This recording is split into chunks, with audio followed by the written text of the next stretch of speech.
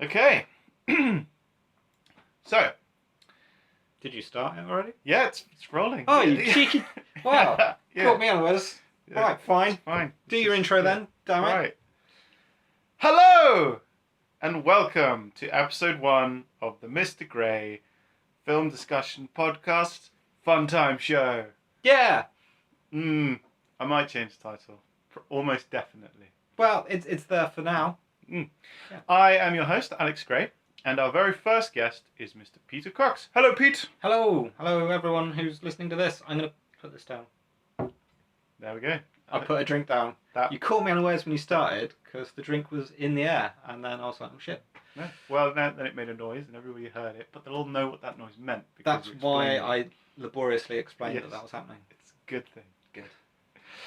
Pete runs a film blog review site type thing called Yep. The Lost Highway Hotel, which you can find at thelosthighwayhotel.com, That's right. which is a name which you admitted to me earlier today that you think is now too long.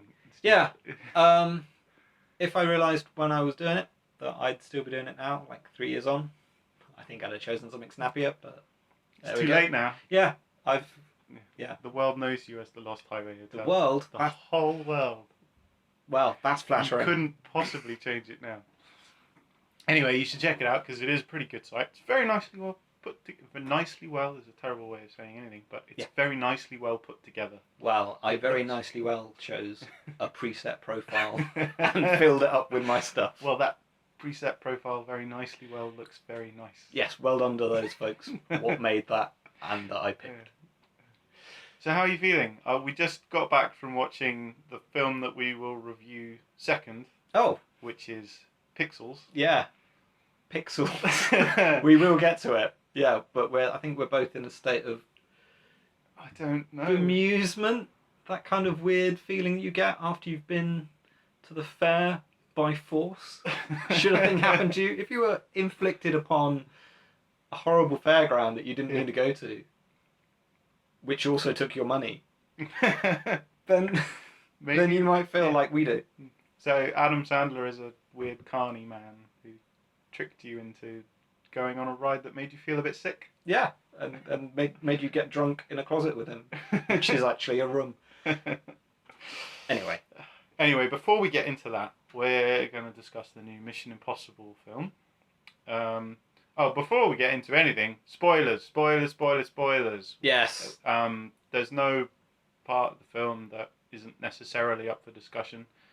I don't think we'll say everything, like the whole story of each film, but... No, but to fully get into some of it, we might talk about bits that Yeah. I ordinarily would try and teeter around, but... Yeah. Yeah, So if be you warned.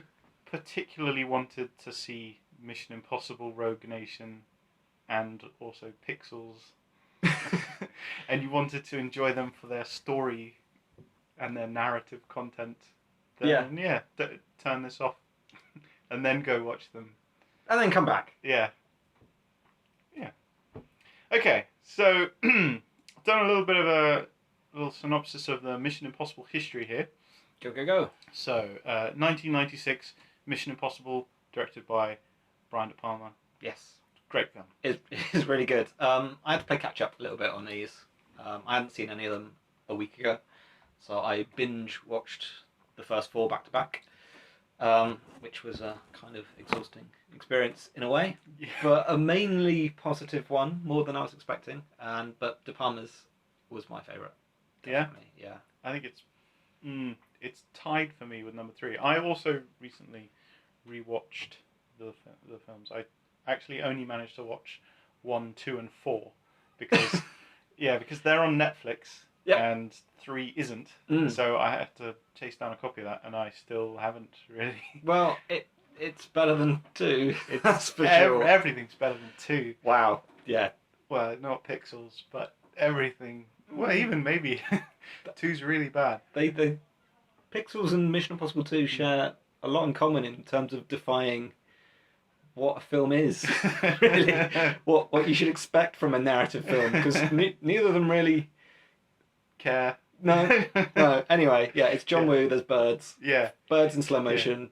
Yeah. Mission Impossible 1 is old now. It features floppy disks and tubular computer monitors. It does, but it These also features lots of great De Palma bits, and if you like some of his older It does. movies from the 70s and 80s, he's perpetuating his good stuff. It's kind of, Yeah. I think it's the last good De Palma movie, really. I'm not overly familiar with De Palma's That's work, fine. but he's a name worthy of some respect. Yes, I absolutely. understand. Yeah, Yeah. he steals from Hitchcock almost perpetually, but Wow. he does it kind of well, That's so not people such a kind of let him terrible off thing, the is hook. it? No. Yeah. It's fine, Anyway. Yeah. There was one thing in it which I thought was quite funny. He does an internet search. He goes on the internet. Yes. Through not even Internet Explorer, just straight to the internet, and he does an internet search for Bible, which returns 126 results. Back in '96, that was probably quite high. On a slightly related topic, I've been rewatching the TV series Millennium, the Chris Carter show. Ah, yes. And talking of antiquated sort of images of the internet from back then, because this was about 96, 97, they genuinely show Lance Henriksen's Frank Black searching the internet by opening a Word document and just typing apocalypse in and pressing enter. That's it. Does that work? Yeah. Does it actually work? Well, it works if you're spell checking apocalypse. Not much more. Well, did it get him the results? Did he save the day because of Flipping Microsoft shitload Word? came up. Yeah. Excellent. Okay, so then moving on to actually staying with Mission Impossible 1. Mission Impossible 1 has great imagery in it over anything. It's got at the beginning he runs out of that restaurant, which is entirely comprised out of fish tanks. Yes. Having just blown it up, which I thought would look pretty cool. It's got the heist scene, which is the middle is the first instance of the quiet tense bit, which seems to be in every Mission Impossible film now. It's incredibly quiet. The zip lining down or abseiling down from the vent that didn't need to be there. That room would have been so much more secure if they just took out that one vent. Just give one door. You're trying to make a room secure. Put one door in it and then put someone in front of that door instantly. I think the new movie actually talks about this a little bit. We're jumping ahead a bit, but there's a bit where they're trying to do a similar heist bit, and someone says, "Is there a vent?" I was like, yeah. It's That's kind where of we'd go in, obviously. Kind of a knowing callback, and someone goes, "Yeah, there is," and it's 6 inches. And you're like, I missed that bit entirely. Yeah, I think Simon Pegg's there going, "You're not getting in that way, so let me put a mask on." I just wanted to wear that mask so much. Anyway. Yeah, so it's got the first instance of the quiet bit. And also there's that great bit with the helicopter, and it goes inside a tunnel, which definitely wouldn't happen. It would crash immediately, but that's fine. And then Tom Cruise takes the gum, which is also the explosive, mashes it together, slams it on the screen, or the windscreen. Yeah, because he's got the gum. Yeah, the gum. I thought you said gun. I was like, oh, no. I don't remember an explosive gun. That sounds dangerous. I would not hold that. No, a super spy shouldn't have anything dangerous. No. So he's got the gum and he smashes it onto the windscreen of the helicopter and then screams, "Red light! Green light!" And then jumps back and is forced back onto the high-speed train by the force of the explosion, which he very much just trusts will have enough force so that he can then grab onto the windscreen wiper. But it's fine, because that whole sequence is now used in school to teach people about crossing the road. Red light, green light. Watch out! You get blown to bits. Tom Cruise will get you. Yeah. So then there's 2. Oh, 2. John Woo. It's awful. It would be a good half hour shorter if he just didn't use slow motion. It's all the time. As I say, I watched it last weekend. It felt like I could have better spent my time playing an hour of GoldenEye on the N64 than half hour of Road Rash and a little bit of Tekken. Because that's basically what it is. Well, that sounds like a pretty good way to spend 2 hours, I think. Certainly better than 2. I mean better than 2, definitely. It's just, you can really tell it's a cruise vehicle. I mean, John Woo's doing his stuff, but, Tom Cruise pushed the film through. You think? You think it was Tom Cruise's idea for the opening rock climbing scene? Absolutely. Absolutely. They're all produced by him. Oh, right. So yeah, I Yeah. think there's an element of Mm. he wants to have been offered Bond and he wasn't, Yeah. and for a little while this series has been his sort of making that dream come true, especially the first couple. The first one's good. De Palma sort of keeps it going, and there's a Mm. twisty plot going on, which is kind of a bit too convoluted, but kind of fun. Mm. To I've got nothing. So yeah. Yeah. 3 Yeah. though, J.J. Abrams' first movie as director. Yeah, I like 3 a lot. It's been a little while since I watched it. As I said, it's the only one that's not on Netflix. It's really annoying, frankly. But yeah, 3, from what I remember, it has a really furious pace, which is what Abrams does, basically. As far as I can tell, he definitely does. Yeah. Relentless pace. Yeah, he just makes everything go faster. That's I'm directing this. I'll make the script 150 pages instead of the standard 100, but I'll cram it all in. It just belts by. But I think it's his best film, actually. Maybe controversial thing to say, but no, I think that's better than Star Trek, and I don't think he's done anything else. Super 8 started well, but then kind of went a bit wishy-washy, and it lost its way, I thought. Yeah. So yeah, I was pleasantly surprised to think MI3 was his best. But yeah, no, it's wholesale stolen. I really like MI3. I think it's probably my favourite. That's fair enough, though. That's a good choice. Yeah. It's a good choice. It's entirely made by Philip Seymour Hoffman. Yeah, who isn't in it that much. No, but he steals every scene. Yeah, I mean, there's a flash forward at the beginning, and then he's not in it for nearly a solid hour. Yeah. But once he's back, it's his movie. Yeah. Just because he's...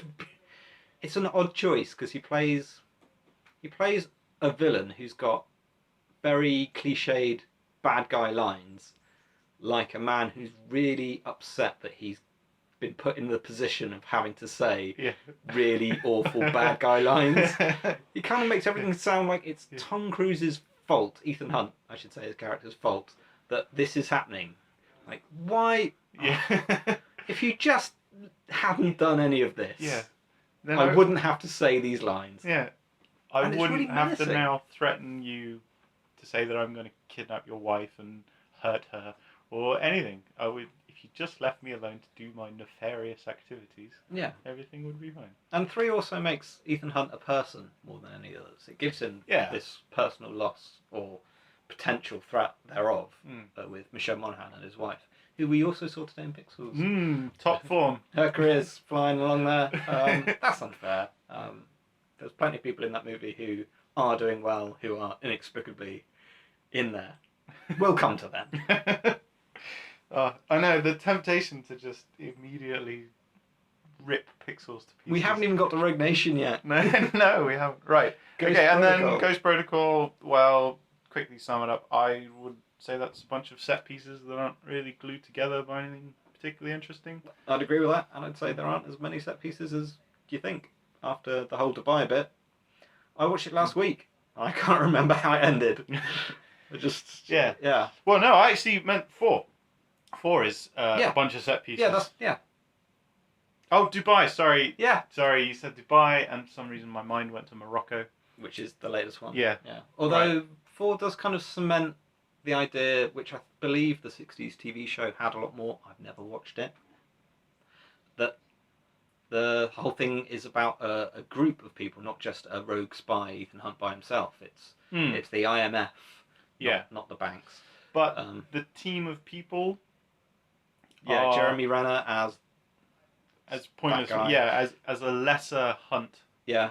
So what's he doing? Yeah, he's just the guy who doesn't quite have enough balls to climb out the window and scale the massive building. And Simon Pegg as the comedy sidekick.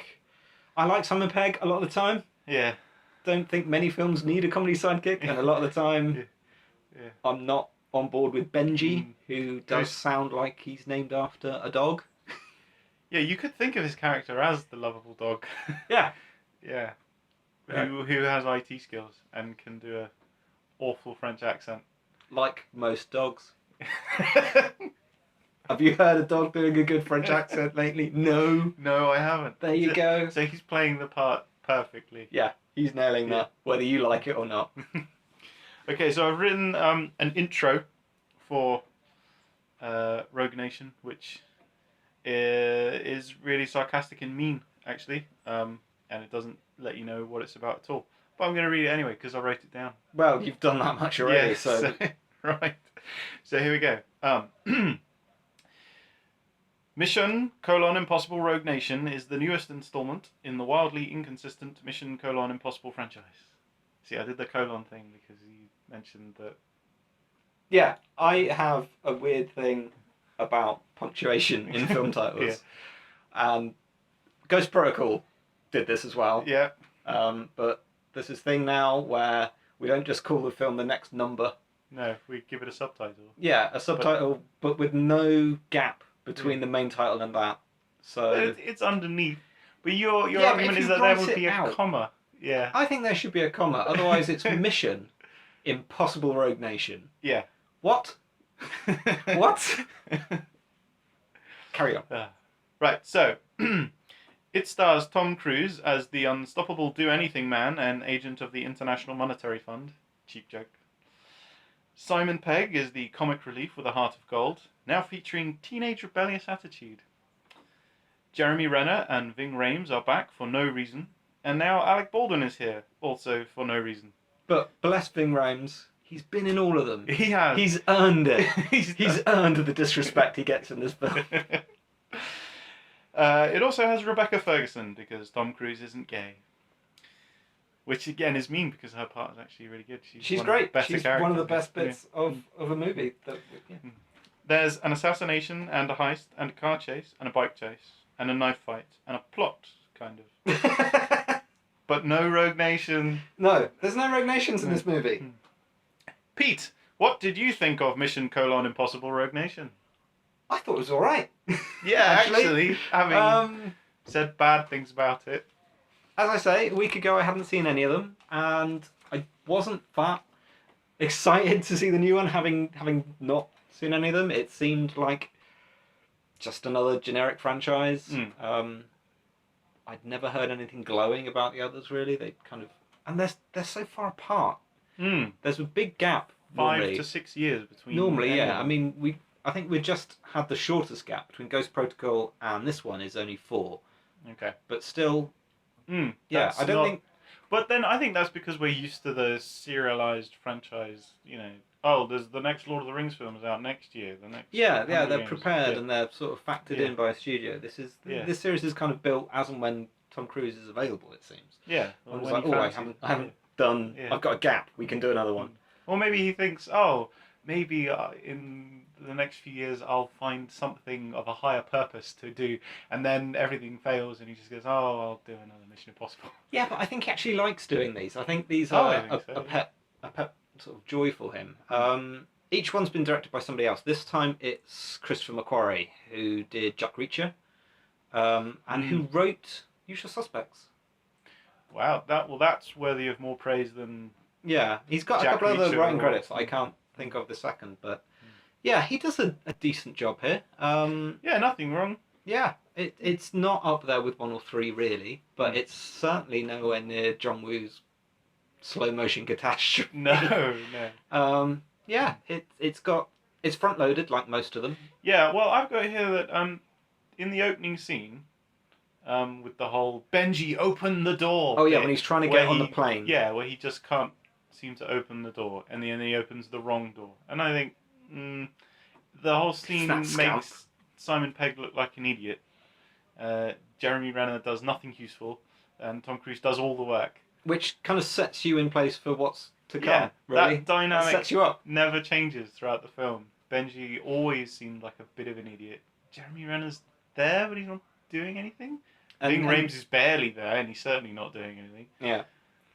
Apart from losing Rebecca Ferguson in a a crowd of 5 people. Yeah, later on there's a bit, we'll introduce Rebecca Ferguson's character, Ilsa, shortly, but Ving Rhames' only job in the entire movie, really, apart from to apparently buy the wrong car at one point, is to not lose Ilsa, who's sat in front of him, in a semi-crowded sort of station, I think it was. Yeah, it was a London train station. Yeah.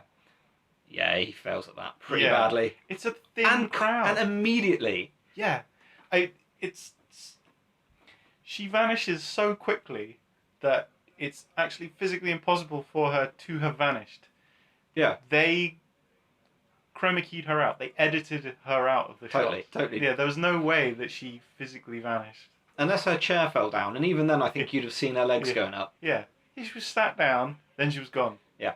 After one person walked past her. Ridiculous. Anyway. Yeah. That's a minor... You've got no real issue with no, that. I mean, that's fine. Was... She needed to escape, she did. Yeah, it's a fun movie. Plot. It just has some sloppy bits. Didn't really think Ving Rhames was going to keep an eye on her, did you? As soon as it was set up, you knew he'd been handed something to lose. Yeah. Luther, don't let her leave. She's going to go. Yeah, gone. Foregone conclusion. Which is a shame, because he deserves better. I kind of like Ving Rhames. Yeah. Yeah. He's not done anything particularly awful. He was in Piranha 3D. I hear that's actually quite good. It's a guilty pleasure of a type. Anyway, back to Rogue Nation. What did you think of the record scene? The record shop scene? Yeah, it's sort of... Every one of these movies has a bit at the beginning where Ethan Hunt finds a message that destructs. Or not, in the case of number 4. He has to set it off himself. And this time around, you're like, oh, fun! It's in a record shop, and the message is on a record. And I'm a bit of a vinyl hound anyway, so I was like, yeah. Just like seeing a record. I was happy in that scene. I was staring into the screen going, can I see any that I've got? Obviously not. It was mainly jazz, and that's not quite where I've been building up what I listen to anyway. But no, I like that scene. It has... basically, the message turns out to be from the Syndicate, which is the miscellaneous sort of big bad conspiracy group this time around. They're not a nation. No. Kind of no, they're not a nation. An out of control terrorist organisation. Yeah. Kind of thing. And Sean Harris's bad guy turns up. Are there any in control terrorist organisations? Yes, there are 5. And yeah, Sean Harris's bad guy turns up, who has a whispery voice like bad guys should, and he's very mean, and then Tom Cruise's Ethan Hunt's very cross. Yes. And that kind of sets up the movie going forward. But then he gets gassed into unconsciousness. Yes. Which is... And the hand on the glass. That all happened a bit too on the button, I felt, but... It was what it was. I mean, he wakes up, and that's where we meet Ilsa, who is some agent of some kind. You assume at that point she's part of the Syndicate because she's there for an interrogation scene, but then she's helping Cruise. So she flip-flops between, is she good, is she bad? But she's great, is the point. There's a real good dynamic about her. Yeah. She's very sexy. She's very capable. She's the... Not anti-Cruise, but the opposite of Cruise in the film. Yeah, So maybe. she's counterpart. She's certainly his equal in terms of ability. Yeah. They let her cross paths at a fantastic sequence at the Vienna Opera, which is probably my highlight for the whole film. I love the opera scene. Yeah, it's the best scene by far. And it is the quiet bit of the film. Each film has the quiet scene, and the opera is that scene where there is actually some tension. Yeah, and it's beautifully choreographed. You know where everyone is all of the time. I understand what you mean about the quiet bit. It's actually deafening because there's opera going on the whole time. It's near wordless, so you're taking visual cues for everything. There's snipers, counter snipers. Where's Ethan Hunt? Where is Ilsa? How is this? And it's timed in to the music, to the opera, and apparently it even parallels the storyline in the opera. I wasn't generally aware of this, but I've been told on somewhat good authority that there are parallels between the two. Yeah.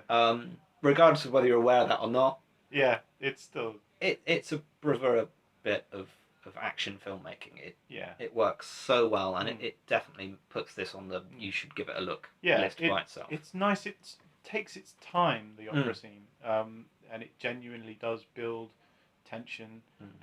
There's even a little bit of comedy in there with the platforms. This was my one niggle with it. Oh, you weren't fond of that? This is the one niggle I had with it, because it reminded me, this is something that does happen near the end of Ghost Protocol that I've managed to remember, is that Ethan Hunt...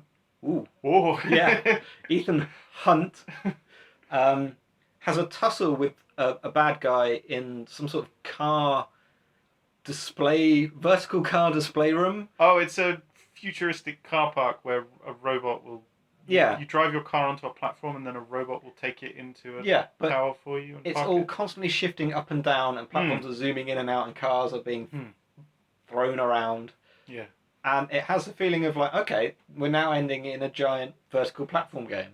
Yeah. And there was a little bit of that to the platforms in the wings of the opera when Cruz and some miscellaneous bad guy are there sort of fighting back and forth. I was like, hang on, we're back in this. Yeah. Let's have a bit on platforms. Yeah. Why would you do a callback to 4? So unnecessary. But it's a hell of a lot better than that sequence in 4. The car park sequence in 4 is frantic. It's frenetic. It's quite long. Yeah, it's definitely overlong, and it's another one of those scenes where they just hit each other constantly, but the narrative needs them to still be conscious, so they are. It's that film's "This will do" as an ending moment. Yeah. Rogue Nation isn't above doing that when it gets to the end. but it does have a really great opera scene. Like the opera scene is fantastic. And I like that very much. Yeah. Then it sort of moves on to Morocco and the massive underwater computer that definitely wouldn't exist. Yes. I think we both agreed that no one in their right mind would build this. I mean, I understand they're looking for the most impossible, unbreakable sort of vault type thing. Yeah, but it felt so played out. The moment you knew they were going to do a heist, and then the way they discussed it was so... It was almost a callback to the first film where... I guarantee you'll never break into the Langley headquarters and steal the files from the computer in the sealed room. It's impossible. There's all these obstacles. And they lay them out, and it just felt cliched. It was... I think it was trying to be a greatest hits of the whole franchise, this one, a little bit. It had elements of each film to a degree, and if you're going to pick up something great from the first one, you're going to pick up the iconic bit. So it had a go. Kind of felt like watching Tom Cruise get inside a washing machine for me. Yeah.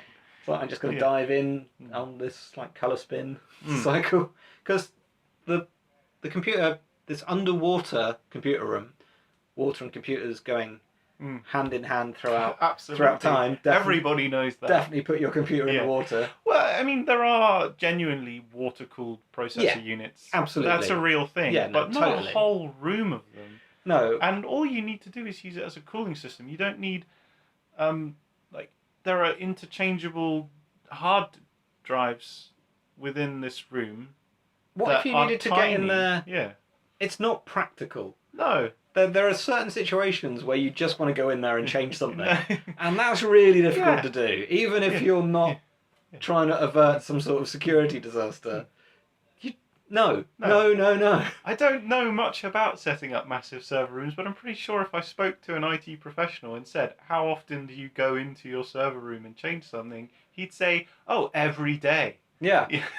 All the time. Not just whenever my wetsuit's available.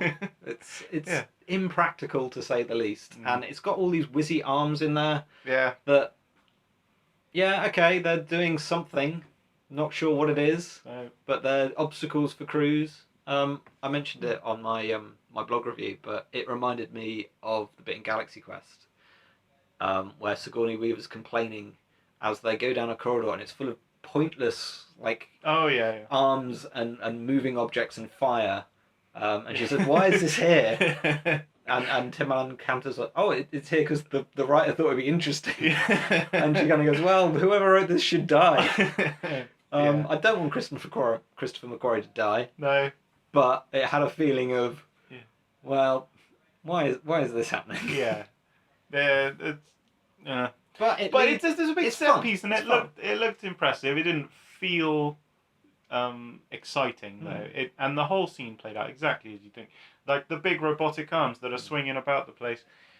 They do knock him, and he does drop the thing that he needs to. He drops the plot device, and then he's knocked around, and now he's got even less air. And he does manage to do the thing, but he swap over the disc. But then he can't get out the door, and then he's running out of air because he's old now or something. And then he does run out of air. Yeah. And in other circumstances, you might think, oh no, Yeah. Ethan Hunt, Tom Cruise is going to die. Yeah, he's going like to he did endlessly in Edge of Tomorrow. Yeah. If it wasn't for the fact that the trailer Yeah.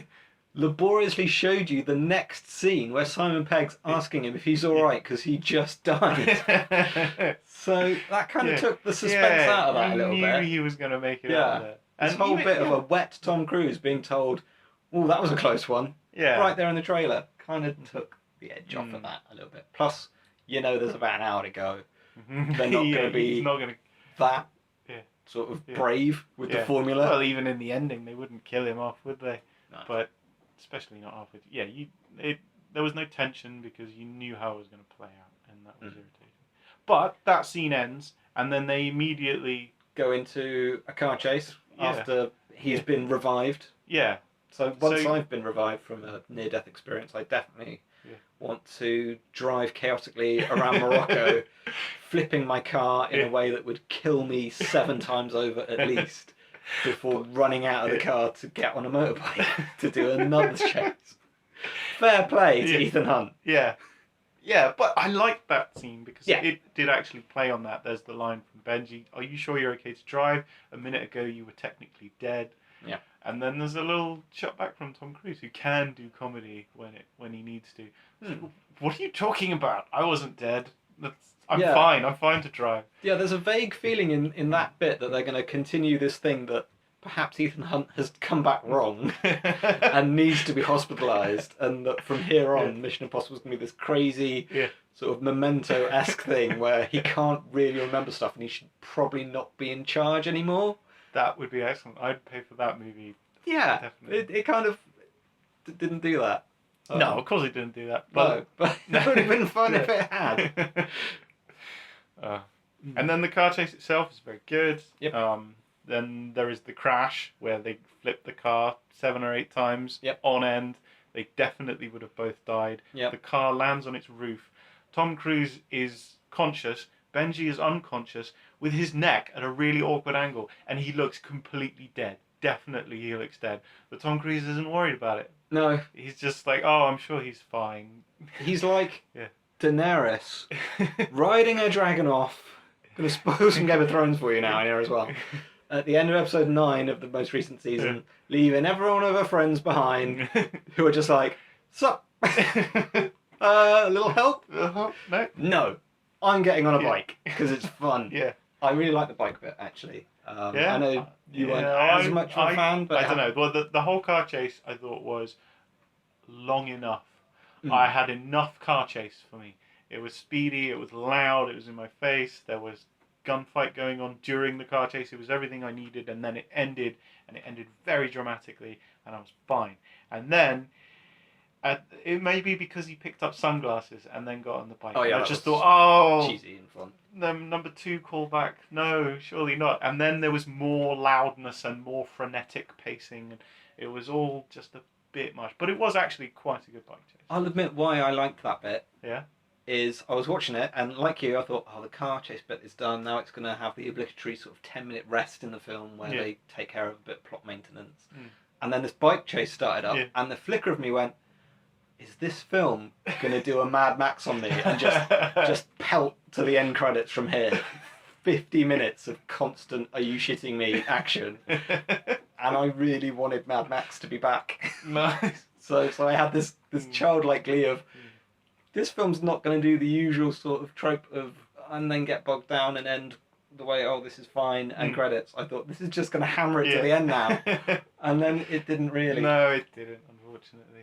It all ended. But that would have been excellent. I do like a Mad Max crank-like, never stop having more action pace to a film. Yeah, it's not always required, really, but it would have been a nice left turn for this film to have these secret hold cards up its sleeve that it hadn't really told you in the trailer, and just go, hey guys, this is the movie you actually come to see. Surprise! And I would have been like, yes! Unfortunately, we end up bogged down in London a little bit. Yeah. With a whole bit about keeping the Prime Minister safe. Yeah. The horribly balding MI5 agent and the and the wiping the disc, and it's a red box, a digital red box that can only be opened by the Prime Minister of England. And I don't know why, but American super spies talking about the British government just feels offensive to me. I don't like the British government. I have no love for them, and I realise that, our capabilities at being super spies are probably less than the Americans. Nobody's is as good as the MIF, the MFI. MFI, what are they called? isn't that like IMF. That's what. MFI, is that a defunct sort of furniture operation? Defunct? No. Probably. If you work for MFI, I'm sorry that I think your company's died. Kind of like the end of the movie a little bit, but overall still. I quite like the exchange between. Well, there's a mask. There's a bit with the masks. Yeah, they do the masks. Yeah, that's fine. They trick the Prime Minister of Great Britain, which is just a weird thing to hear come out of an American's mouth. But they trick the Prime Minister of Great Britain into opening the digital red box by some tomfoolery with masks. It's actually quite well done. And Alec Baldwin does a very good job. He's also there in the scene, and he looks gormless, but quite happy with the result. Yeah, I like that his character adapts to what's happening. Yeah. He could have been really one note with his, that pesky Ethan Hunt. Yeah. He's outmoded, but it gets to a point, and even he accepts, all right, this guy's probably got a point. Yeah. Yeah, he shows some humility and goes, you know what, I'm on your side now, come on. Yeah, looking a bit gormless whilst doing it, but in a charming way. Yeah. I always enjoy Alec Baldwin. He's a side player, he's fine. Yeah. Yeah. He's fine. Yeah, and then after that, I'm not sure what happens. Not much, really. Exactly. Oh, they kidnap Benji. They run around some corridors, some alleyways, some misc alleyway action with people being pelted through windows for some reason. Yeah. The actual ending is pretty forgettable, really. Yeah. Then, it's a callback to the beginning. It's like the whole thing was this elaborate revenge plot for Ethan Hunt to go to this man, and that's what it's like to get gassed in a box. Yes, in the end he does trap the bad guy in a box and gasses him, and the bad guy takes it badly. Yeah. But he still ends up unconscious. Yeah. Prior to this, Ilsa gets slashed up quite a lot in a nice knife fight. Yeah. But she's as impervious to anything bad happening as Ethan Hunt is. Yeah. So that's fine. She is his counterpoint in every way. Yeah. Implausible stab wounds. Yeah. You cannot kill either of them. No. I hope she's back in the presumed next one. Yeah, she is a nice... I don't see why they wouldn't. I think this one's doing well at the box office at the moment. Yeah, she's good. Yeah, I'd like to see more of her in things. Good actress, good character. Yep. Yeah. If I had something bad to say about the film, I'd say that the bad guy was really boring. And I didn't really understand his motivation. Like, he is an MI5 agent who's been ordered to kill one too many people and then eventually snaps. So wants to then, take over the world? Cause destruction of civilization? Is that his goal? I don't get it. It just seemed to be that he wanted all the money, but there would have been easier ways to get money than that. He just seemed to enjoy having a thin face. Yeah. And whispering. Yeah, he whispered a lot. Yeah. But still one of the more memorable villains. I mean, he was weak, I agree. But from the Mission Impossible series, which hasn't, Philip Seymour Hoffman aside, hasn't had a legacy of brilliant villains. No. He's maybe the second best. You think? I can't remember. I guess even the villain from 1, who turns out to be Ethan Hunt's... It's John Voight, isn't boss. it? Yeah, John Voight. Oh yeah, I suppose he's better. Well... Yeah, he is better. Yeah. Yeah, because he's John Voight. And he's just a better actor. Yeah. He's just more memorable on the screen. Yeah, he was alright. 2 was... I don't know what's worth 2 or 4, because 4 barely has a bad guy. He has no scenes and he just wants to destroy the world, and that's just awful. And then 4 is the guy with the awful Scottish accent and his crony who has an awful South African accent. And they're both just awful and really, really hammy. Yeah, 4 isn't at least they're trying. 4's bad guys just bland and not there. Well, 4's more about It's Brad Bird who did The Incredibles. Yeah. And it's more about family. Uh, It's instilling the core group. So it's an offshoot of Fast and the Furious. Yeah, which is where I would pitch this whole franchise. It's between Bond and Fast and Furious. It's trying to be sensible and serious half the time. Yeah. But then it'll have these hammy moments where it's just about a bunch of rogue people who have each other's backs. And it's alright if you're shit at something because you're shit at something with me. Unless you're Ethan Hunt, in which case you're perfect at everything. Yeah. Yeah. He carries his whole team the whole time. I don't know. And him and Benji seem to have formed this relationship at some point where they're blood brothers now. Yeah, I kind of want to... You've messed with Ben. You kidnapped Benji. You're going down now. And I'm not sure. Yeah, it doesn't feel that established in the films. It's almost like there's some TV spin-off series that we don't get to see on a much smaller budget, where they just sit next to each other in cubicles in the office, sort of tapping away, instant messaging one another, and maybe organising so they have the same lunch hour. You know, like some 8-episode run that we didn't know happened. Yeah. No, they're best mates in this film. Yeah. I don't know. It didn't... Well, whilst it didn't sit perfectly, I did actually quite like Simon Pegg. I didn't hate him. I thought from the trailer, which has the screechy bit, which isn't actually in the movie, where he goes, "Oh my god!" I was like, oh dear. They've just amped up the Benji. But not really. He was alright. I'm willing to... It was fine. And there was genuinely human bits at the end. He sat there with a bomb on him. And yeah, he looked worried. Yeah, it was some good acting from Simon Pegg, really. It wasn't awful. He makes some interesting choices. He's got a movie coming up, it seems. The one... Absolutely Anything, I think it's called. Where he gets given godlike power. Yeah, and that looks questionable. That looks like it was originally... someone adapted the script from Bruce Almighty. The character is very Jim Carrey. It does owe a bit. Anyway, we have no real cause to be talking about the terrible trailer for a film. Anyway, right. On to the synopsis. Pete, how many popcorns out of 5 would you give Mission: Impossible Rogue Nation? I'm going with a solid 3. I could happily watch this again on like a Sunday afternoon. It was on telly. It's got that Roger Moore Bond feel a bit, mixed with Timothy Dalton because it's rogue and there's lots of instruments at the opera.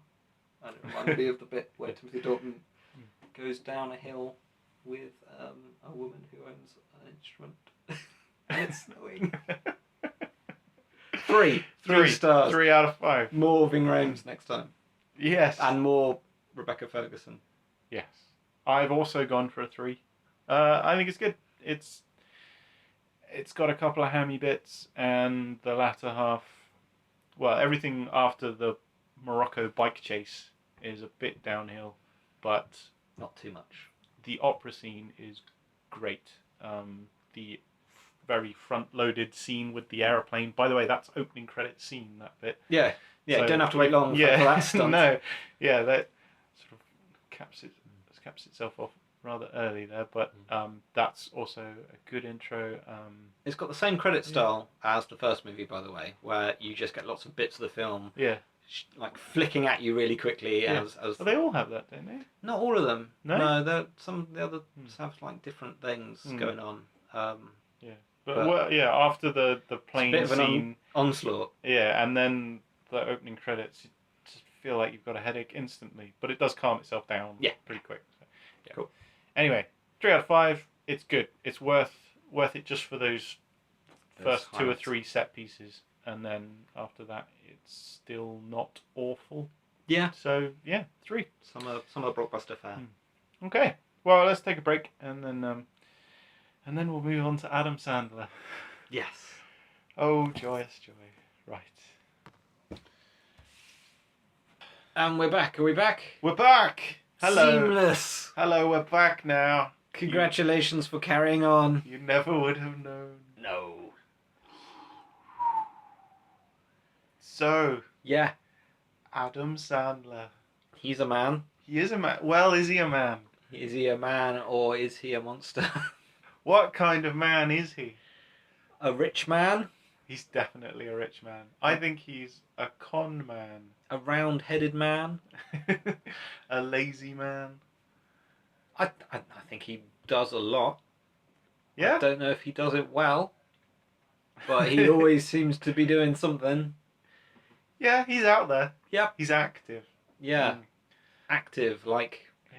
I don't know, Ebola is currently active. Adam Sandler has been a film star for 20 years. Yep. He's been in many films. He started out in 1995 with Billy Madison. Have you ever seen Billy Madison? No, I've not. I've only seen about 4.5 Adam Sandler films. I'll put that out, and that half is 2/4 because I turned off The Wedding Singer and I think Little Nicky about 1/4 of the way in a piece. So those two combined make up a half of the 4.5 movies with Sandler in that I've seen. Yeah. I will say though that I love one of them, Punch Drunk Love. Yeah. The Paul Thomas Anderson film, I think is brilliant. I think he's brilliant in it, and I would say it's an awards-worthy performance. Really? In that, genuinely. Wow. So he has within him the capability to do great works. He does. He just chooses not to. Like if it turned out that all this time, because it's been a while between Radiohead albums, if they'd been just going, oh, let's make 10 great albums and not even release them at all, not even like posthumously after they've all gone or disbanded. Just no, you're not allowed that. You're not allowed that good stuff. So you think, like Prince, Adam Sandler has a vault full of fantastic movies about really weighty subjects that he just can't let the world see. Yeah. Actually, I renege my Radiohead comparison because the stuff they put out is great. It's like someone... He's basically someone's shit. Most of the time. That's Adam Sandler. He's a lot like Adam Sandler. Yeah, he really is. At my lowest, I wonder and worry that I have a bit of a beard. If I shaved it off, would I have as round a head as Adam Sandler? Who knows? So since 1995, Adam Sandler has made a total of 28 films. Is that all? It's it's a good amount. But 28 films in which he was the lead. Oh, or right. one of the leads. Okay. And only one of these films in which he was the lead twice. Because Jack and Jill. Yes. Yes. I've not seen that. So he's not quite done an Eddie Murphy because he only made one of those. Whereas I think Eddie Murphy has made 4 or 5. I don't know if anyone else has done an Eddie Murphy quite the way that Eddie Murphy's done an Eddie Murphy. No. Yeah. He's not gone full Eddie Murphy yet. But there's time. He's really gunning for it this year, it seems. I did a little bit of research into Adam Sandler because I didn't actually know too much about him, and I am confused as to why he is continually allowed to make films.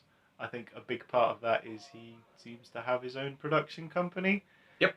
And also his films consistently make more than their budgets. Yeah, people watch these things. Well, we suckered ourselves into this latest one, but just generally, even when they seem... Even when they're awful. They just still totally make generic. Even Jack and Jill, which is something like a 2% Rotten Tomatoes score, still made its money. He has a fan base. I perpetually at work overhear someone who swears by him. But who are these people? They're pricks. They're pricks. They're pricks. Okay, sorry, if you're listening to this because this is something about Pixels and I love Adam Sandler, so I'm going to listen to this thing about Pixels because I love Adam Sandler. Yeah. We're not on your side. No, and you should go seek help or something. You should probably go and watch Pixels, and you should probably be the only person that does. Really. Yeah, we watched a preview of Pixels. If you're listening and you're in America, Pixels has been out for a little while. If you're in England, Pixels is actually yet to come out. It doesn't come out for another Oh, a few days. Yeah, a few days. Big bunch of days. So we saw a preview event officially, and so this is the very first viewing of Pixels. Hotly anticipated. Oh, definitely. You took a picture of the cinema. Yes. The screening room. Well, we live in a city of many thousands of people. There's enough people to fill a cinema, and it was quite a big screening.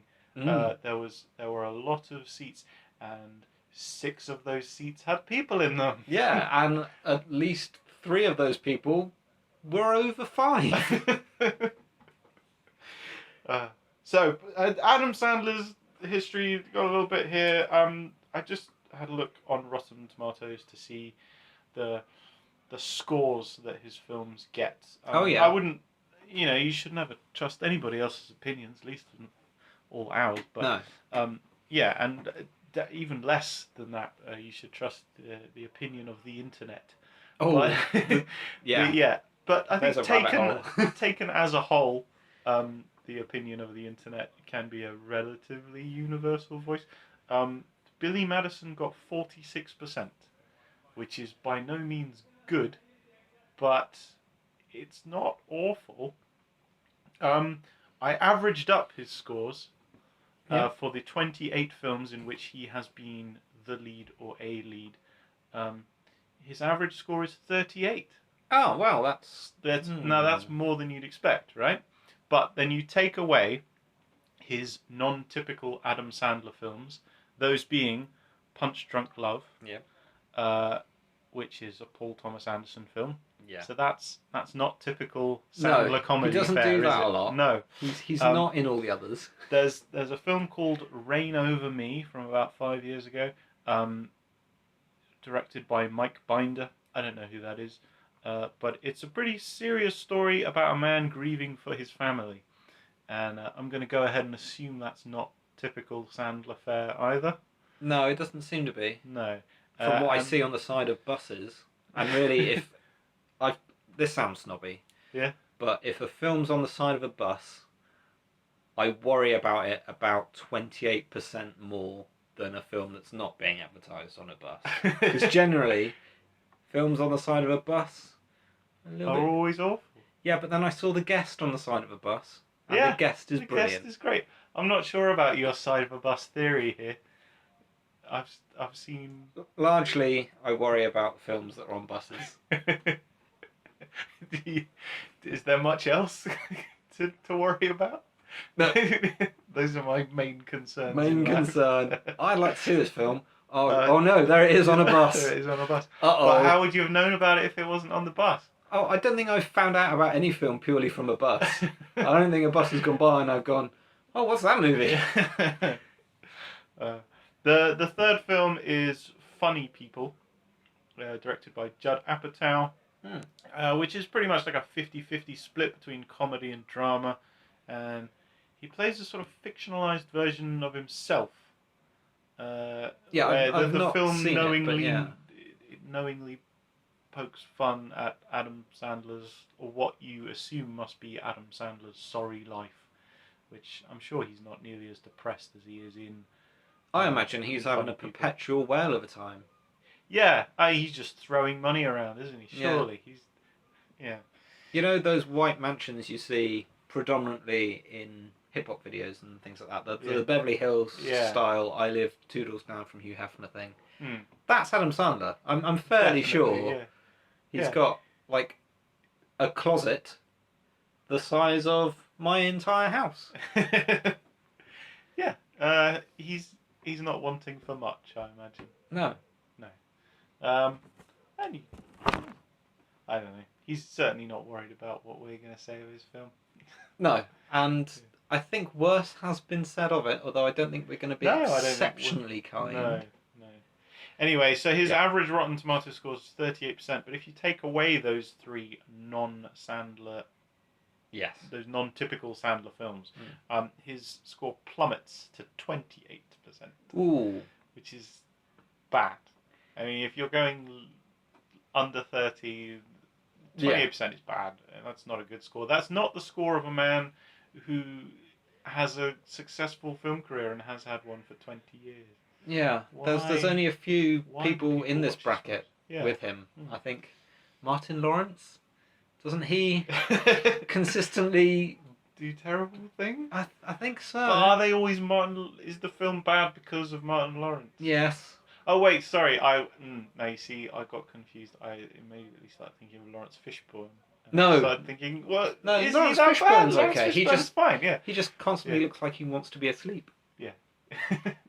But yeah, Martin Lawrence. Yeah, he's a similar sort of person. He's Adam Sandler, Martin Lawrence, Kevin James.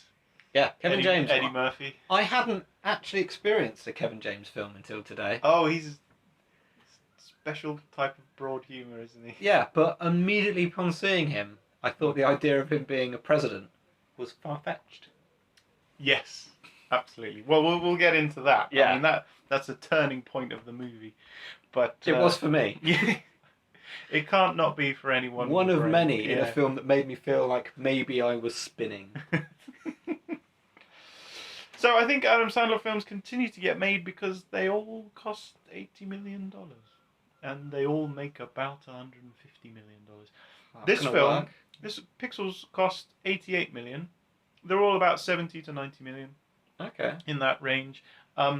And they all tend to make about $150 million back, which is almost doubling your money. So it's a fairly good investment, really. And they continually do that, despite the quality of one movie. One movie might be very mediocre. One movie might be really awful. Jack and Jill is universally panned as being terrible. And from what little I've seen of it, I can't quite bear to bring myself to watch the thing. But it just looks like the worst thing in the world that nobody could conceive to be good, even from the trailer. You see the trailer and you go, that looks awful, I'll never watch that. And yet it still made 150 million at the box office. How do these things happen? I think there are people that care about film, and then there are people that don't. Yeah. And they just want to have something on that they don't really want to think about, and that's fine. I have loads of things that I have that I love watching because I can tune out and just go, look. But I think that there is a substantial part of the community that just wants to have a very simple base laugh at crap. You can't begrudge them that, I suppose. No, I think we're on the verge of sounding, and I've instigated this, sounding awfully lofty and shitty, and I don't want to do that because I'm not really like that. But why are they watching this? Anyway, right. So the whole point of that was basically, even though this film is flopping quite badly, I think, expect another Adam Sandler film next year. At least one. Yeah. It's just going to happen, isn't it? Anyway, moving on to his newest film, Pixels. I've written another introduction here, which is probably a bit... Wow. My introduction of Mission Impossible was mean. This is not mean enough, really. But here we go. So, Pixels is the new anomaly from Adam Sandler and all his friends. Aliens think 80s arcade games are an intergalactic challenge to battle. And this is not the biggest leap of faith the film will ask of you. Now, Pete, what did you think of Pixels? A lot of different things. I kind of went into this with all the barriers up because I'd read and heard some very spiteful, angry, vitriolic, hateful things about how terrible this movie is.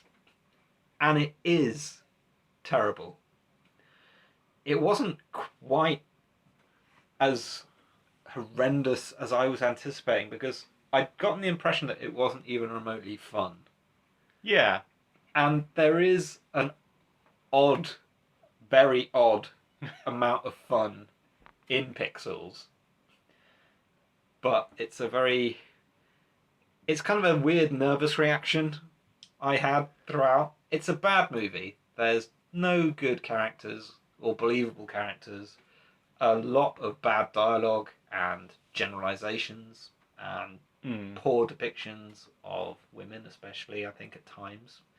Not all the time. Just there's a few sort of lines and things that are said, whatnot, Mm. But Nothing too offensive. it's sheer bedlam. The story. Yeah. The story makes no sense No. whatsoever. It contradicts itself as much as it can. There's no inner logic to anything. There's also very weird asides and references and tangents that it manages to find itself on.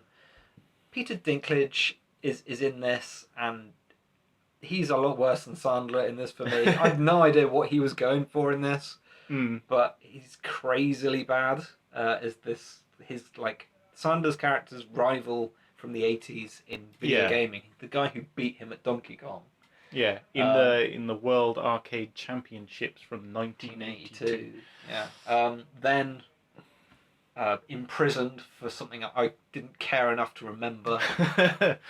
No. But released to help fight the aliens whilst sporting a horrendous mullet look and sunglasses, which are actually a plot point. Yeah.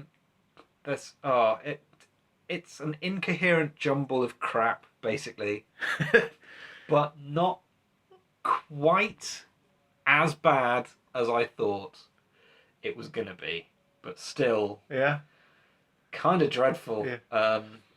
Awe-inspiringly so at times. Wow. I'm gonna say that there's something about this film that I kind of liked. It veers really, really close at times. Yeah. To the so bad it's good territory where something's happening. Yeah. And you kind of wonder, does everyone involved in this know exactly what they're doing right now? Yeah. Yeah, it's strangely self-aware of how bad it is. There's the moment where he first meets Michelle Monaghan's character. So she enters the room and he stares at her and says, "Wow." And it's awkward. And at that moment he should have just gone, "Oh no, I'm sorry. I'll just carry on setting up your TV and hi-fi equipment." Yeah, but he doesn't. He then goes, cable guy. He continues to explain himself, and she's weirded out by it. He's weirding himself out by it. I was definitely uncomfortable, but not in an uncomfortable comedy sort of way. No, just because it felt like he was going for genuine awe. This was Adam Sandler trying to be romantic. Yeah, and it felt as romantic as someone being sick in a shoe.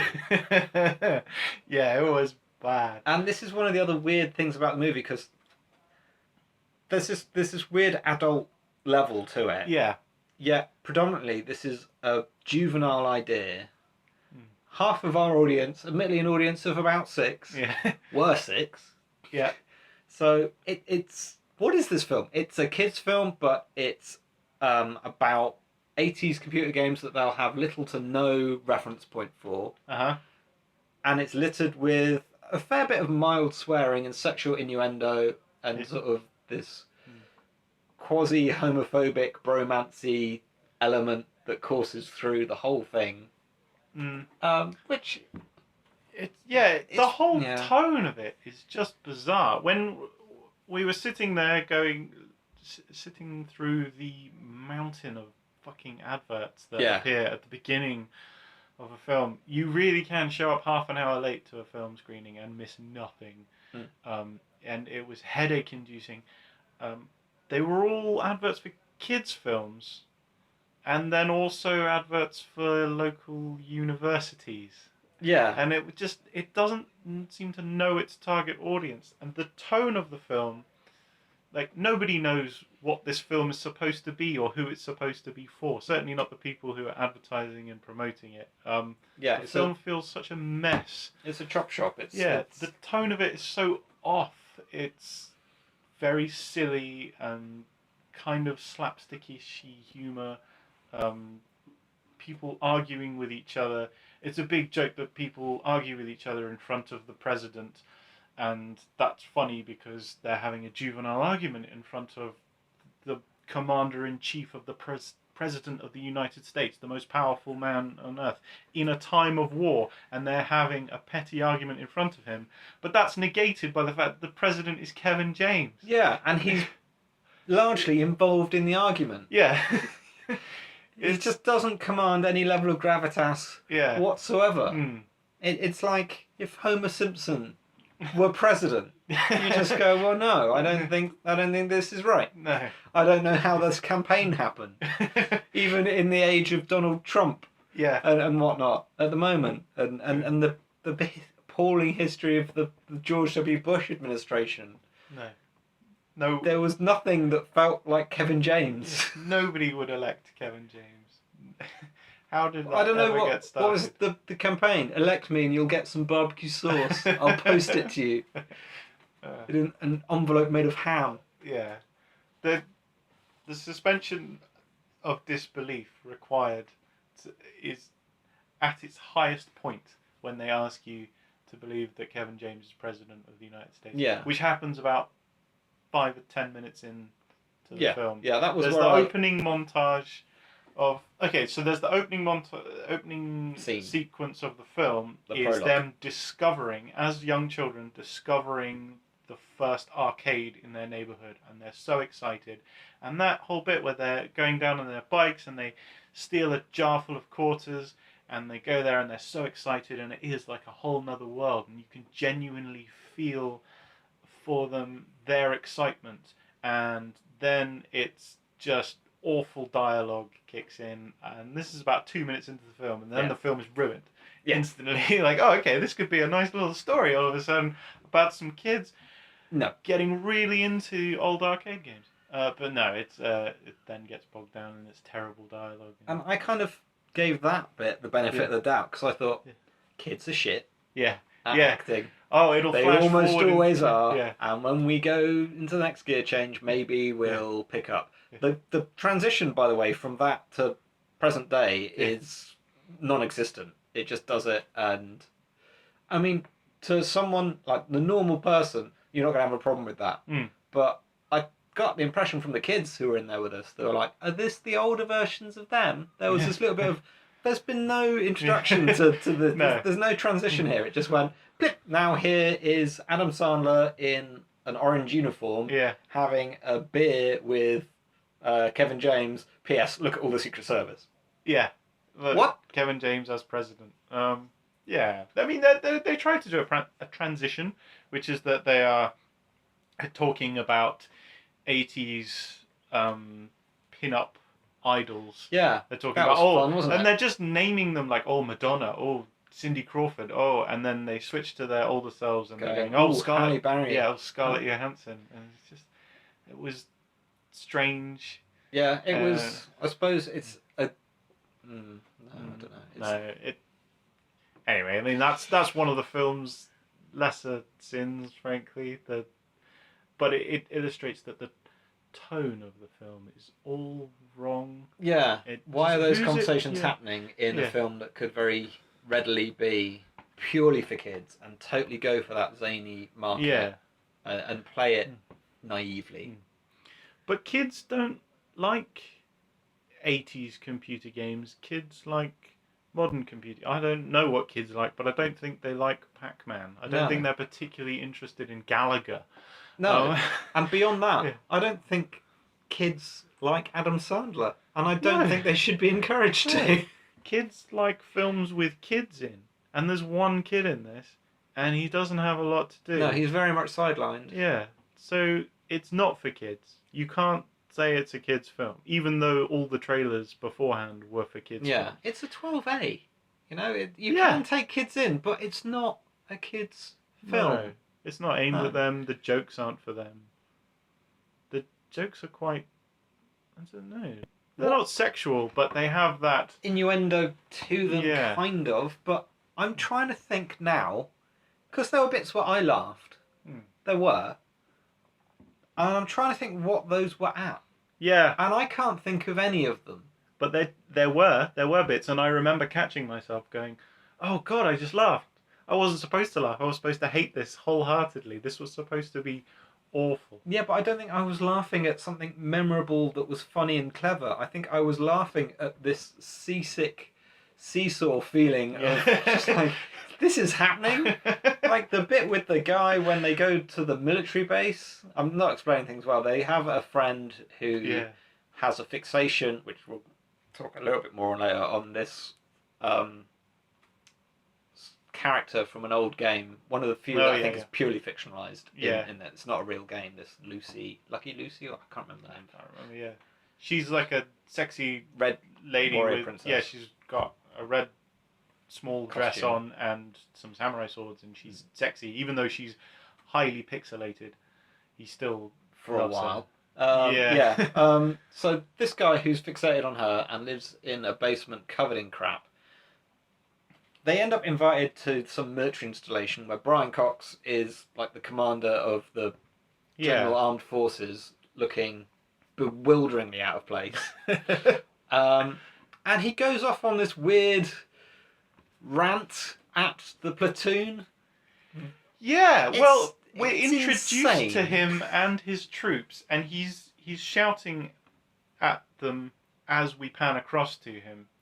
So he's shouting, what was he shouting? War, we're gonna kill people. Oh, you're talking about Brian Cox? Yeah. So he had this they were doing this ridiculous chant about we're the best, whoop, whoop.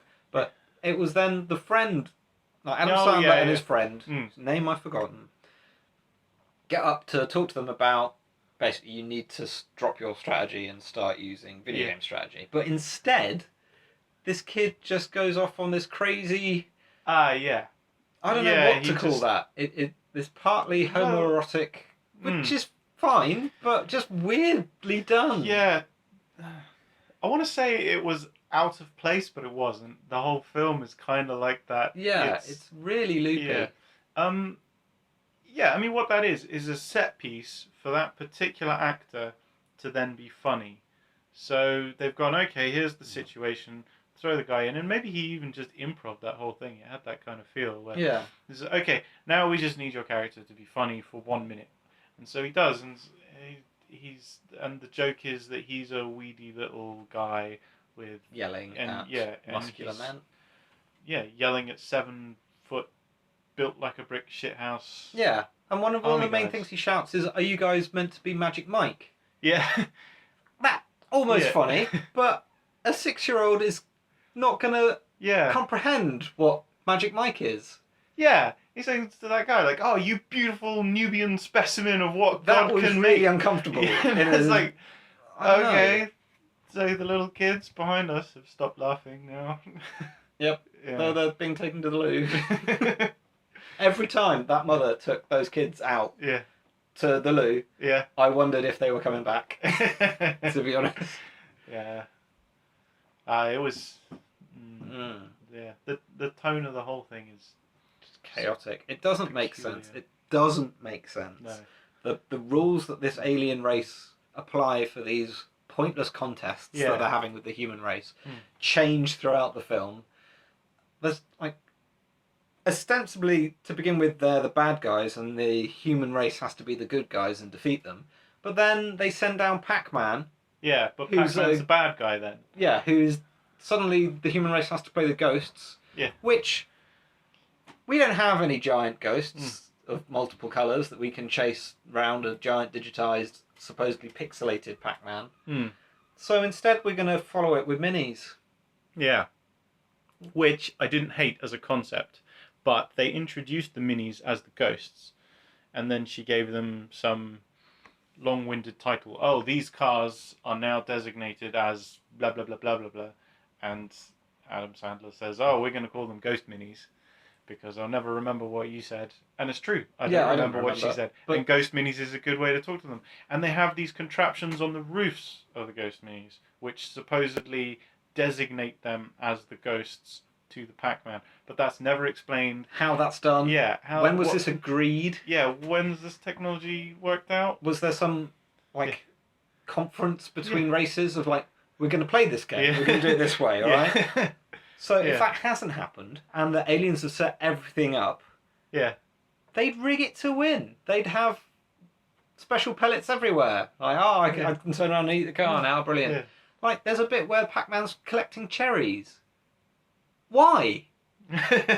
Yeah, what purpose does that play in the game? It's win or lose, there's no high score. But yeah, I mean, you don't hate that stuff. It's just the fact that they then run around and they drive around in cars, and it is like the ghosts are chasing Pac-Man around, and they're doing it through New York City blocks, streets, and things, and it's all squared off, and it is quite reminiscent to Pac-Man. And it does look like that, and you don't hate that so much, but it's the fact that the minis are there as the ghosts, but they're never set up as to why the Pac-Man responds to them as ghosts. They're just other cars, as far as I can tell, and they never made them look like ghosts. Why isn't there a hologram around the car that makes it look like a ghost? I think that's the least of the crimes here. I don't know, that really groped me. I just thought, what an opportunity to have like a translucent hologram around the car. You can still see that it's a car and it responds like a car, but it looks like a ghost when you're 20 meters back.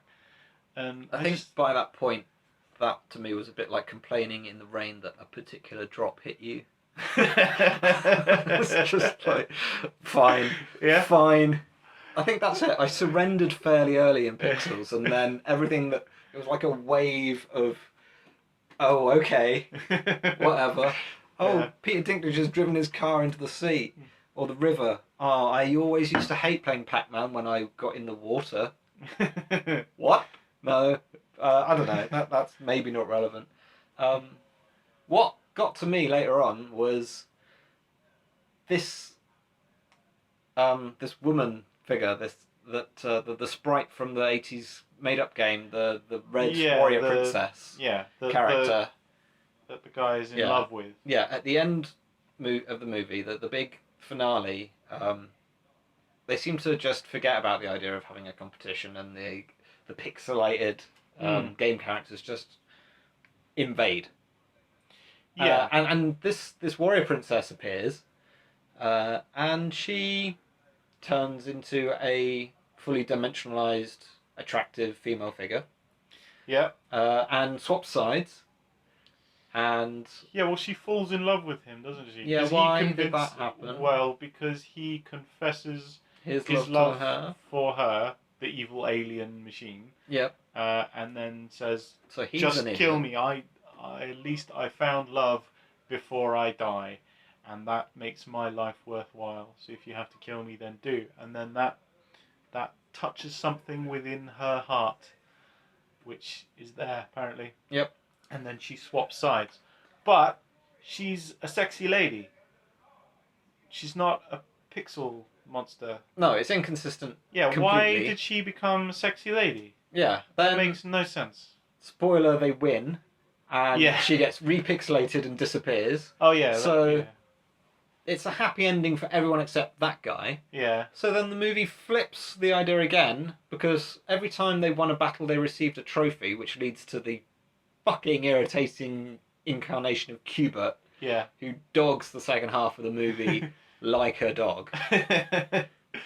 and so Qbert turns into the warrior princess. Yeah. And the guy's over the moon again. Hooray! Yeah. He got his happy ending. Everyone got one. Brilliant. Yeah, but that's weird. And then the film acknowledges it in this weird post... Well, it's not post-credits, but like it says game over on the screen. Yeah. Everyone in the audience goes, thank Christ. Yeah. Goes to black. And then there's another weird little scene where you just see a cot filled with little Qberts. Yeah, that doesn't... It's... So did Qbert turn into her or not? Is it just looking like the lady? Beyond anything like that, there's this literal suggestion that women are just trophies to collect for you. And that's awful. It's inexcusable. It's terrible. I did not like that one bit. I'm not sure how heavily that's really implied. Is it? Yeah, I think it's difficult to. It's difficult to miss. It's in I there. don't know. For you, it stuck. Yeah. It stuck in me a little bit. I was like, that's not a good message, especially if this is being aimed at kids. Is it? I can't tell. It's certainly juvenile enough. Yeah. But Adam Sandler did definitely win over Michelle Monaghan. Yeah, somehow he did that Yeah. with her one-up jumpsuits and battling Donkey Kong. Maybe it was when He did save the life of her child, I suppose, but she was into it before then, wasn't she? Yeah. Yeah. She was like battling with his giant hammer or whatever. Innuendos. Yeah. Strange. I don't know. This whole part has been so much more. I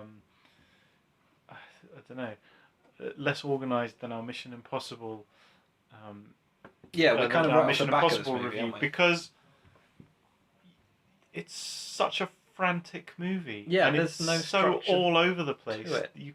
I can't keep it still in my brain. No, it's like the blocks in the movie that tumble apart. The movie just does that. Yeah. Whenever you try and approach it, it collapses into something else, and that's while you're watching it. Yeah. It's not like anything I've seen. There was an element of that, like you, that I almost enjoyed. Yeah. Because I was going, this is not like any other movie I've watched. So it's not. The worst movies of all, for me, are the ones that are not just bad because of the plot and the acting, but they're just tedious and dull. There's absolutely a ton of like asylum and sci-fi movie type stuff, which doesn't have any. It doesn't even have so bad it's good factor. It's just dross, and it's a chore to sit through. Yeah. I didn't quite have that feeling watching Pixels because it was just so odd. Yeah. No, I so agree. bad it's good. So bad it's really weird. Yeah, it's that third type of bad film that I never knew existed. I've always categorized bad films into the vast majority being just films that are boring. Yeah. I don't enjoy watching it. It's a boring experience, and I'd rather watch anything else. I'd rather not watch this. Yeah. Or there's the Room and the Troll 2 and the Sharknado and all that. They're so bad they're actually quite watchable. Yeah.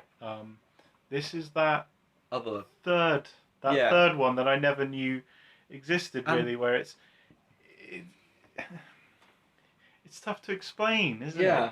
But it's the exact same feeling that I got watching The Cobbler, which is the other Adam Sandler movie that has come out in the UK at the moment. It's not really on many places, really. I saw a trailer for it a few months ago, and then I assumed that it had already been and gone, but it's actually now been a recent release. Yeah, it's been out in the States a while now. Oh, okay. But that film has such a weird ending. The last 10 minutes of that film are almost worth you watching the whole movie. Yeah. It's crap. Well, let's just ruin it anyway. So the premise of The Cobbler is that he finds a magic stitching machine in the back of his shop, which he's owned for many years, but for some reason he finds this. Yeah, it's his dad's heirloom that he never really knew was there. His dad disappeared 20 years ago. His dad abandoned him, and he's always kind of resented being a cobbler, but not made any change in his life. So he finds this stitching machine, he mends somebody's shoes, and then if he puts the shoes on, he becomes that person, or at least looks like that person. He's a copy of them. So he is then able to walk a day in the life of that person. Yeah. Ooh, what an analogy. Yeah. I love it. It's so clever. Well, it sets itself up as being this morality tale where at the end it's going to be, the point is going to be, you don't have to pretend to be anyone else. Be yourself and improve that person. Yeah. Stop worrying that you're not doing the right thing and change your mind and change your life. Take control of your life. Yeah. That is not where The Cobbler goes. And it's really odd because, I mean, while it's doing what it's doing with him having adventures, being other people, it's a bad film. Yeah. It has lots of sweeping generalizations in there. It gets caught up in this twisty sort of plot that you don't care about at all. No. There's a murder that happens. Jeez. Fine. Well, not fine, but who cares? Yeah. You're just marking time, and it is tedious until it wraps up. But you get to the last 10 minutes, and it just becomes the strangest film you've ever watched. Yeah. So is the film gunning for this ending? You assume feel that ending's coming based on the story and the premise, but does the film feel like it's moving towards this ending? It feels like it's lost its way about halfway through, but you okay. assume it's just going to tie up the murder mystery, sort Yeah. of the difficult, like Goldberg device that he's set up with different elements and different stories, and it's just going to wrap that up and end with him maybe getting the girl who he was ambivalent about through the whole film and had zero chemistry with. Yeah. That happens anyway. Yeah. But then there's this last few minutes. Because next to the cobbler's shop, which he's been running, is a barber. And the barber's is Steve Buscemi's shop. And he's been in and out of the film giving little nuggets of advice, like a secondary character. Like many of the people in this, you go, that's Steve Buscemi, why is he in this? It's directed by Todd McCarthy, who did The Station Agent, which was really good, and had Peter Dinklage being great.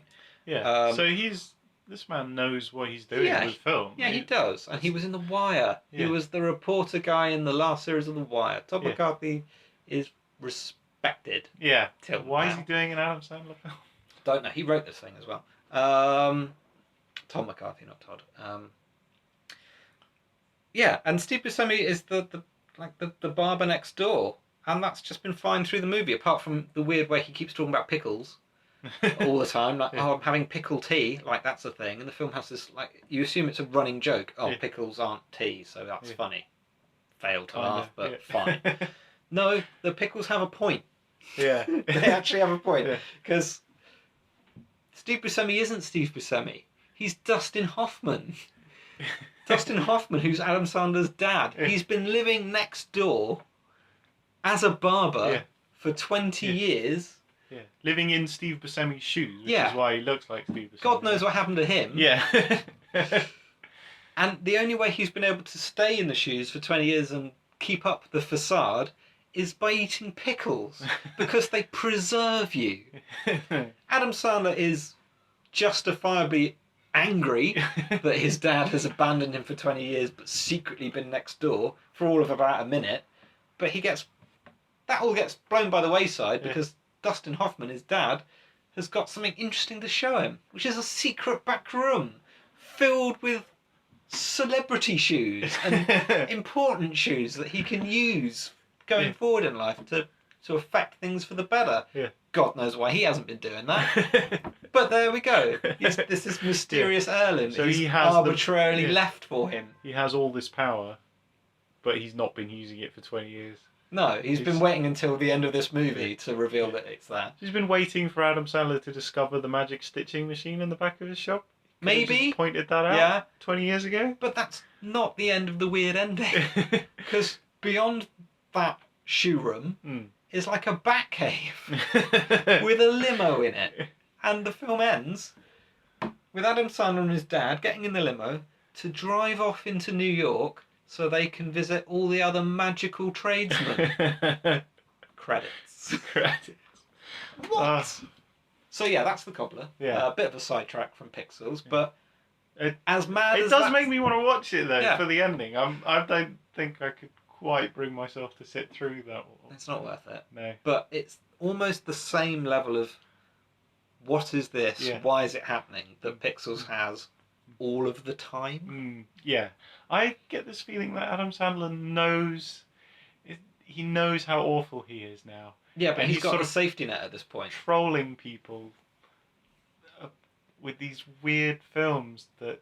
But how is he getting other people to participate in this? Michelle Monaghan is better than this. Peter Dinklage is better than this. Brian Cox is in this. Yeah, I assume that they find this stuff fun to do. And that... I don't know. Yeah, I mean, if you show up on a set like Pixels, I think you have a laugh and you get paid $2 million. And nobody thinks it's that bad. Nobody thinks you're that bad for doing it. I don't think anybody thinks Pixels is good. Well, if they do, they're wrong.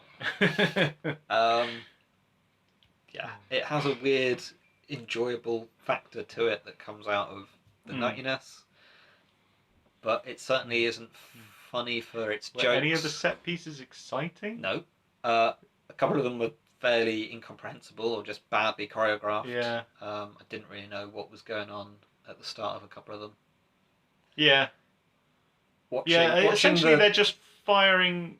There's one of them where it's centipede, so they have to fire lasers up to the centipedes, and then all the army men that they train to do it don't know how to do it properly, so they just take over.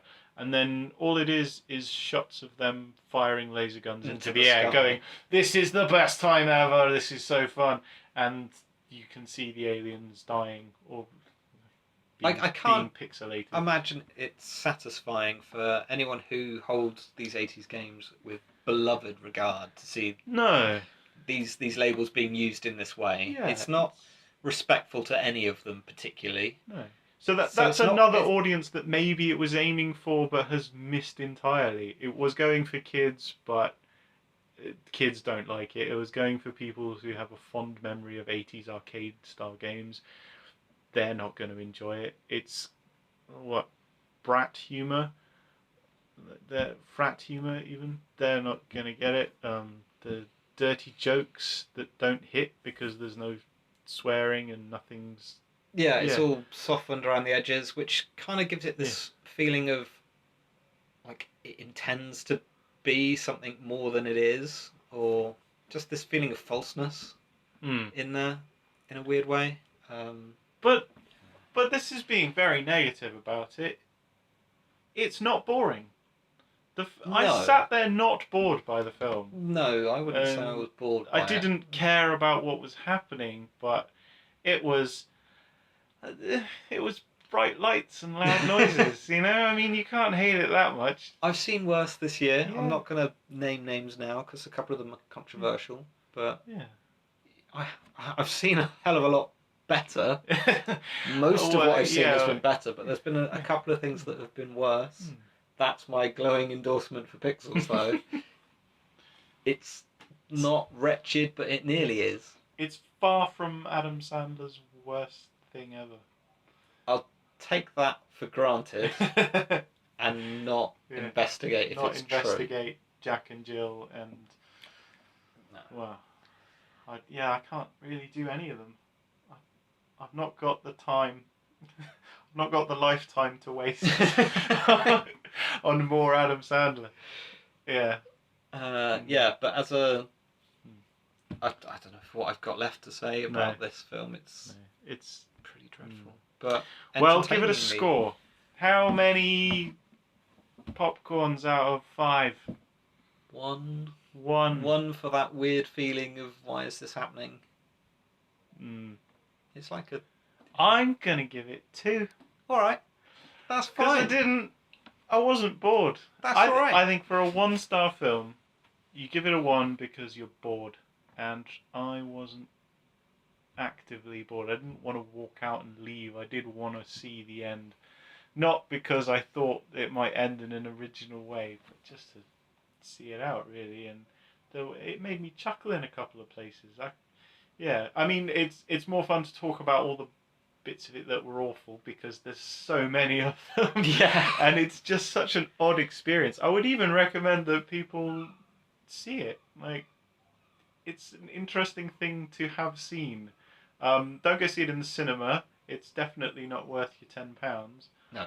But it'll be out on DVD. So check it out then, maybe? If no doubt in 2 years Netflix will email me to say it's available now.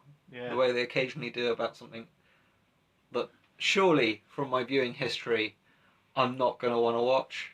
They sent me an email about Pain and Gain. Look, Pete, you can watch Pain and Gain. I don't think your Netflix account knows you very well. Maybe I should start actually putting ratings on the things I've been watching. There you go. That would help. Yeah. Okay. Right. Well, that's it. I think I can say no more about Pixels or Mission Impossible or anything. So that's the end. Thank you very much for doing this with me, Pete. That's fine. It's been fun. It was a laugh. I hope it turned out all right in the edit. Maybe this will be on a website or something. I don't know yet, but we'll sort that out later. Anyway, bye. Bye. Bye.